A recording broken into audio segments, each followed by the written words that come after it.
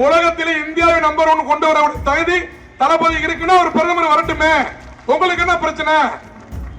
நீங்க நல்லா தெரிஞ்சுக்கங்க, தளபதி இருக்கும் வரை தமிழகத்தை நீ எவராலே அசைத்து கூட பார்க்க முடியாது என்பதை கூறிக்கொண்டு காமராஜர் ஆட்சி வரணும்னு சொல்லி ஆசைப்பட்டோம். இன்னைக்கு இந்த காமராஜர் ஆட்சியை தளபதி அவர்கள் நடத்தி கொண்டிருக்கின்றார் சொல்லிட்டாங்க. ஜனநாயகன்ற திரைப்படம் தேர்தலுக்கு முன்னாடியே வர வேண்டிய படம்.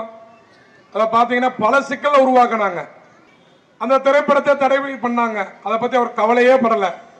ஆனா இப்ப பாத்தீங்கன்னா அன்னைக்கு வந்திருந்தா நடிகர் தமிழக வெற்றி கழகத்தின் தலைவர் அப்படின்றத வந்திருக்கும்.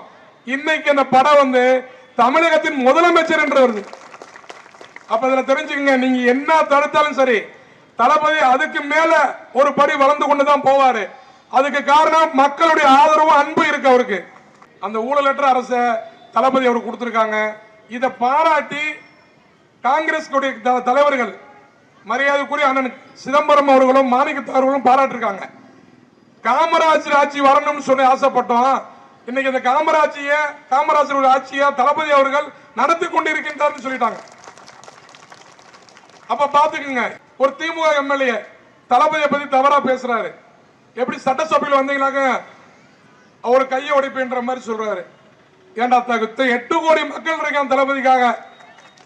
8 கோடி பேர், 1 2 இல்ல, தமிழகத்தில் உள்ள 8 கோடி பேரும் தளபதி வந்து அண்ணனாவும் தம்பியாவும் நினைச்சிட்டு இருக்காங்க. ஆர்பி உதயகுமார் அப்படித்தான் பேசிக்கிட்டே இருக்காரு. முடியல. என்ன அப்படின்னு கேட்டீங்கன்னா, அவர் 2 பேர் இருக்காரு, எம்எல்ஏ இருந்தாரு, மந்திரியா இருந்தாரு. ஆனா இப்ப இல்ல.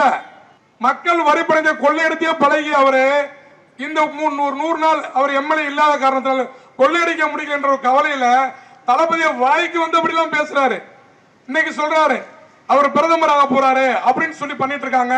இதை தடுக்கணும். சரிங்க, இந்தியாவின் தலை சிறந்த மாநிலத்தை தமிழகம் முதலிடமா கொண்டு வந்தா உலகத்திலே இந்தியாவை நம்பர் 1 கொண்டு வர தகுதி தளபதி இருக்குன்னா ஒரு பிரதமர் வரட்டுமே, உங்களுக்கு என்ன பிரச்சனை? எல்லாமே காரணம் என்ன? கொள்ளையடித்தவங்களுக்கு மட்டும்தான் கோபம். வெளியே சொல்லப்போன வெக்க கடையா சொல்லணும். மதுரை மாநகராட்சி நினைச்சு பார்த்தா வரி ஏய்ப்பு, வரியில கொள்ளை. நீங்க நல்லா தெரிஞ்சுக்கங்க, தளபதி இருக்கும் வரை தமிழகத்தை நீ எவராலே அசைத்து கூட பார்க்க முடியாது என்பதை கூறிக்கொண்டு தமிழகத்தின் நிரந்தர முதல்வர் அண்ணன் தளபதி அவர்கள் தான் என்று கூறி வாய்ப்புக்கு நன்றி பாராட்டி விடைபெறுகிறேன். நன்றி, வணக்கம்.